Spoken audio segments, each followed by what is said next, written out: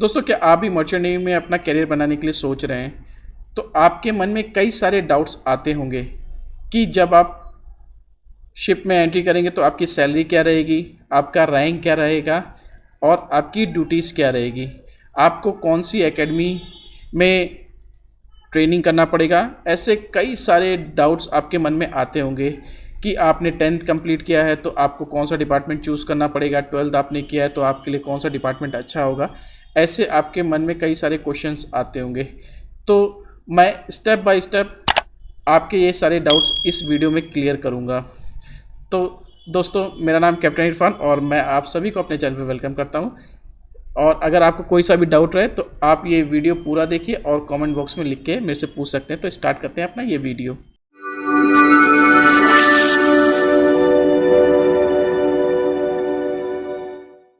दोस्तों, merchant navy में जब आप एंट्री करेंगे तो मर्चेंट नेवी में 10th के बाद में भी आप आ सकते हैं, 12th के बाद में भी आ सकते हैं और जब आप डिप्लोमा किए हैं तो उसके बाद में भी आ सकते हैं।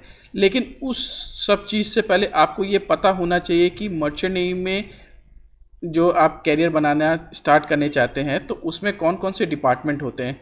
तो दोस्तों, मैं बता देता हूँ कि मर्चेंट नेवी में 3 डिपार्टमेंट होते हैं। जैसा ये आप शिप देख रहे हैं, ये शिप के अंदर में 3 डिपार्टमेंट होता है। एक होता है डेक साइड होता है, और दूसरा इंजन साइड होता है, और तीसरा ये सलून साइड होता है। अब इन सब का काम क्या रहता है, ये सब जब इकट्ठा रहेंगे तभी ये वेसल या शिप ये आगे काम करेगा। तो सबसे पहला डेक साइड, जो ये आप डेक साइड पे जो देख रहे हैं, डेक साइड का मतलब होता है कि शिप चलाने का, नेविगेशन का, सेफ्टी के लिए, और जब वेसल किनारे लगेगा तो उसको अलोंग साइड जाने में, मोरिंग के लिए, ये सारी रिस्पॉन्सिबिलिटी डेक के ऊपर में आती है। जैसे लोडिंग कार्गो में है तो लोडिंग के लिए, अनलोडिंग के लिए, और अगर सप्लाई वेसल में है तो टोइंग के लिए, ये सारा डेक साइड के अंडर में आता है।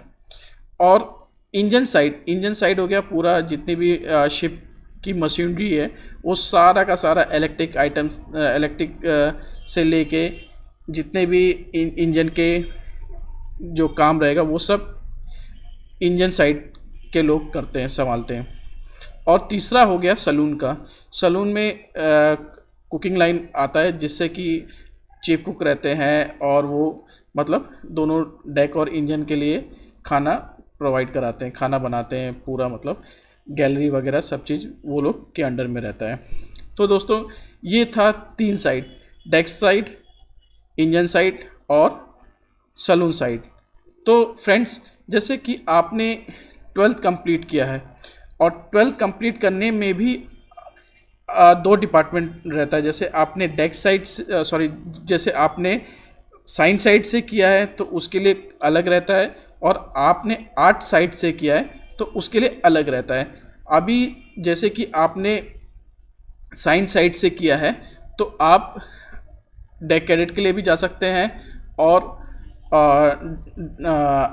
DNS कोर्स कर सकते हैं या BSc नॉटिकल साइंस कर सकते हैं अगर आप डेक साइड पे जाना चाहते हैं तो। और आपने अगर साइंस साइड लिया है अपने सब्जेक्ट, तो अगर आपने साइंस साइड नहीं लिया है तो आप एक दूसरा कोर्स होता है रेटिंग में आप अपना कैरियर बना सकते हैं GP रेटिंग कोर्स करके। अगर आपने 10th कंप्लीट किया या 12th कंप्लीट किए हैं और आपकी 40% से ज़्यादा मार्क्स हैं और कॉमर्स साइड भी है आपका 12th में, तो भी आप ये कोर्स कर सकते हैं। ये कोर्स का नाम है GP रेटिंग कोर्स। तो दोस्तों, मैं 2 कोर्स के बारे में बता चुका हूँ। साइंस साइड से आप BSc नॉटिकल साइंस कर सकते हैं या DNS कर सकते हैं, ये हो गया ऑफिसर लाइन के लिए। और जो दूसरा है GP रेटिंग कोर्स, ये हो गया क्रू के लिए। उसके बाद में ये डेक डिपार्टमेंट होता है। अब सेकंड इंजन डिपार्टमेंट के लिए, इंजन डिपार्टमेंट में अगर आपने 12th कंप्लीट किए हैं तो आप GME कोर्स कर सकते हैं या BTech मरीन इंजीनियरिंग का भी कोर्स कर सकते हैं। इससे आप 12th के बाद में इंजन में as a officer line join कर सकते हैं। और अगर आप 12th के बाद में रेटिंग साइड में अपना करियर बनाने की सोच रहे हैं तो आप ये सेम कोर्स जो GP रेटिंग कोर्स होता है, ये कोर्स करके आप इंजन में भी जा सकते हैं। ये एक ऐसा कोर्स है जो क्रू के लिए डेक में भी वो जॉब कर सकता है या इंजन में भी वो अपना कैरियर स्टार्ट कर सकता है। उसके बाद में तीसरा जो आता है सलून का। दोस्तों, अगर आपने होटल मैनेजमेंट कोर्स किया है, होटल मैनेजमेंट के बाद में भी आप मर्चेंट नेवी ज्वाइन कर सकते हैं, या 10th के बाद में भी या 12th के बाद में भी आप merchant navy as a cooking line में अपना कैरियर स्टार्ट कर सकते हैं। और इसके बाद में जो आपका फर्स्ट रैंक रहेगा शिप के अंदर में, वो एज अ जनरल स्टीवर्ड रहेगा। उसके बाद में सेकंड कुक रहेगा, उसके बाद में चीफ कुक रहेगा।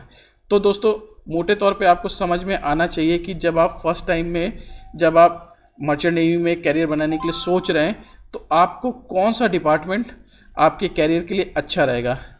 डेक डिपार्टमेंट अच्छा रहेगा, या इंजन डिपार्टमेंट अच्छा रहेगा, या सलून डिपार्टमेंट अच्छा रहेगा।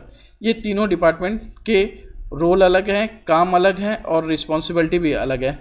तो जैसे कि दोस्तों, अभी आप डेक पे अगर आप काम करने के लिए आते हैं, तो जो फर्स्ट सैलरी रहेगी फ्रेशर के लिए, वो जब आप ज्वाइन करेंगे तो as a OSA ordinary seaman से आप ज्वाइन करेंगे।